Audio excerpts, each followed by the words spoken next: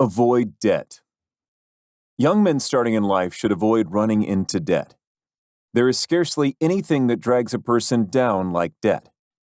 It is a slavish position to get in, yet we find many a young man, hardly out of his teens, running in debt.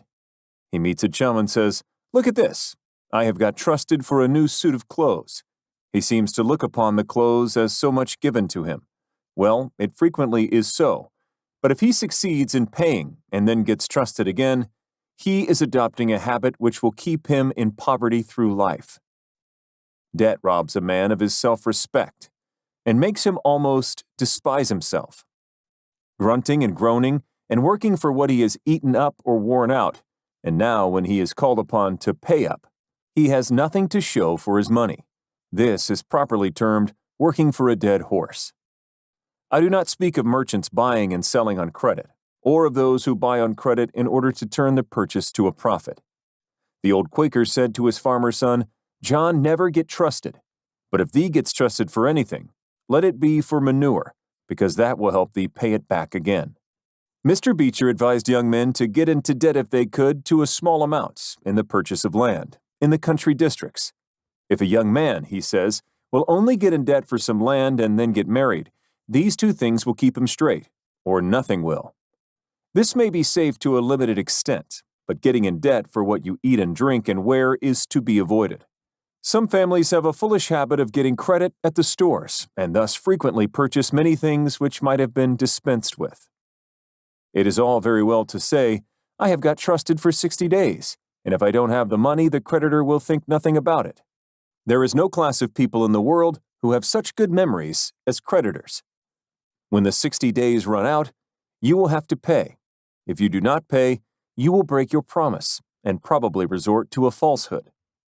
You may make some excuse or get in debt elsewhere to pay it, but that only involves you the deeper.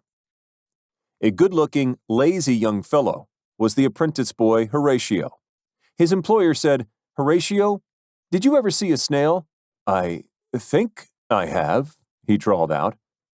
"You must have met him then, for I am sure you never overtook one," said the boss. Your creditor will meet you or overtake you and say, "Now, my young friend, you agreed to pay me. You have not done it. You must give me your note." You give the note on interest, and it commences working against you. It is a dead horse. The creditor goes to bed at night and wakes up in the morning better off than when he retired, because his interest has increased during the night, but you grow poorer while you are sleeping, for the interest is accumulating against you. Money is in some respects like fire. It is a very excellent servant, but a terrible master. When you have it mastering you, when interest is constantly piling up against you, it will keep you down in the worst kind of slavery. But let money work for you, and you have the most devoted servant in the world. It is no I servant. There is nothing animate or inanimate that will work so faithfully as money when placed at interest, well secured. It works night and day, and in wet or dry weather. I was born in the blue law state of Connecticut, where the old Puritans had laws so rigid that it was said they fined a man for kissing his wife on Sunday. Yet these rich old Puritans would have thousands of dollars at interest, and on Saturday night would be worth a certain amount. On Sunday, they would go to church and perform all the duties of a Christian.